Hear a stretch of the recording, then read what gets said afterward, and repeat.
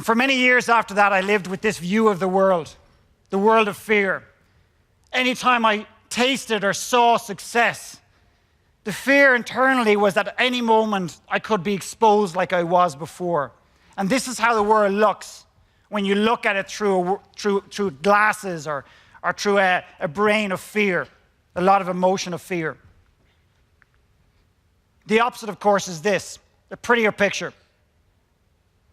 When you can understand fear, not eradicate it, invite it to dinner, look it in the eye and understand where it comes from. I believe your fear, and I know your fear all comes from the past.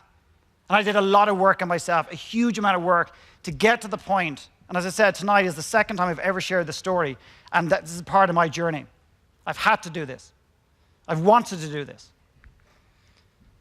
There's an old story, and I don't remember its origin. There was a young man who was thrown in prison for stealing something as obscure as, an apple or something.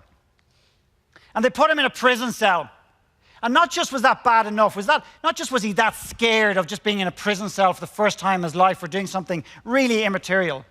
They put a deadly snake in the cell with him.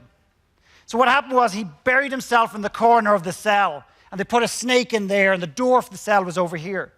And they put the snake down, and they headed for the door, the guards, and they closed the door and they went off.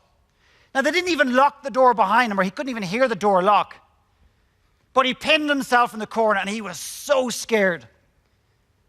And he could see the shadow and the outline of the snake, and he knew that at any moment that snake could just come across that cell and bite him, and he'd be dead in seconds. So he stuck himself all night for 12 hours solid in a corner. He got cramp, he was sweating. He urinated himself in the middle of the night. But no matter what happened, he couldn't move because he was so petrified of that snake that at any moment that snake would come and bite him. And finally in the morning, as the sun came into the cell and started to move its way around the cell, he was standing there and he was afraid to even look. And then he was afraid that when the sun landed on the snake, it would startle him and the snake would come for him.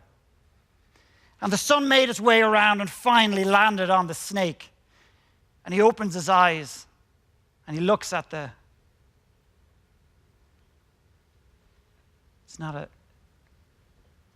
It's not a snake. It was a piece of rope.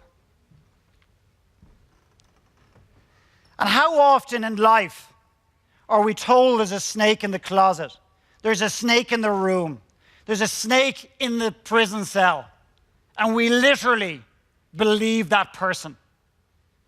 The media report the economic downturn, the depression, the disastrous times that we find ourselves in, and we literally believe it. And we take what is harmless, something as harmless as this, and we turn it into something as deadly in our minds. And it sucks the life out of our confidence. How often do we do that? Because you see, fear is the assassin of dreams. It is the one thing that has the potential to kill every dream or any dream that you ever come up with.